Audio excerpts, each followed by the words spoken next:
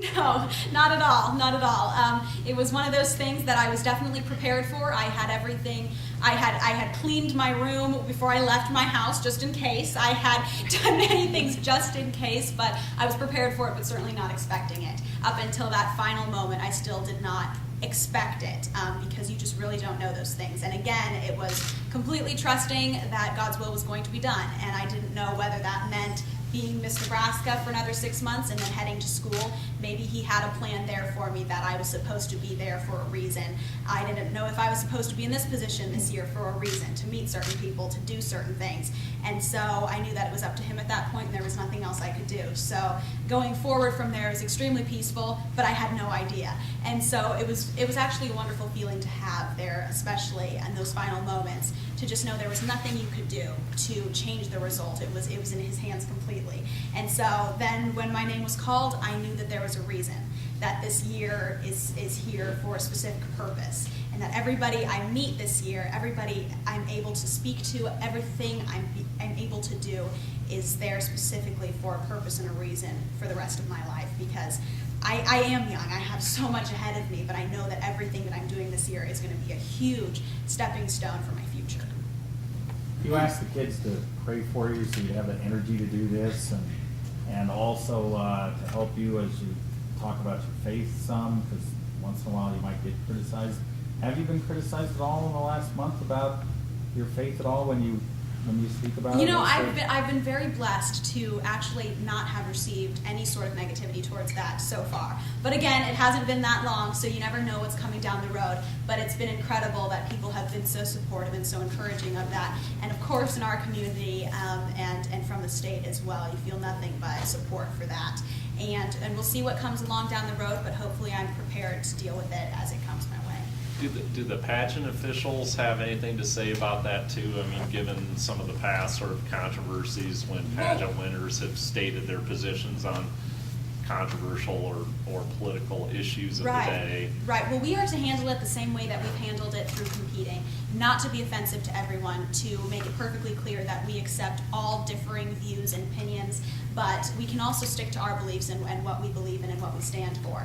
But it's very important as a diplomat, as a representative of the entire country, to make everyone understand that I am not discriminating against anyone, and that I am not going to offend someone by standing up for what I believe in, but that you can still make your case perfectly clear while accepting others in the process. And that's what you have to learn to do competing in pageants and as a pageant title holder, because that's, as a representative of so many different kinds of people, you have to embrace the diversity. You have to be all things to all people, no matter what. And that's what representing this country is about, because we're a very diverse country, and so it can be tough sometimes to do that. But it's important to let everybody know that I am a representative of them, and that I am trying to represent the ideals and character traits of our country, but do so without hurting or offending anyone. So you told Robin Leach that you'll sleep next year?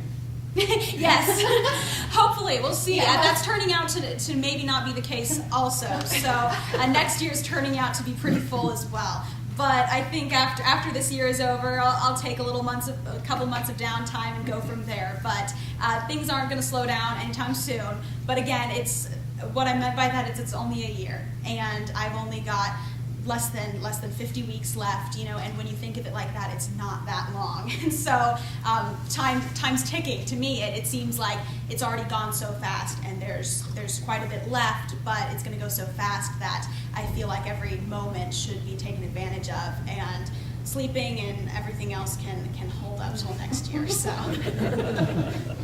Any challenges so far that you've run into?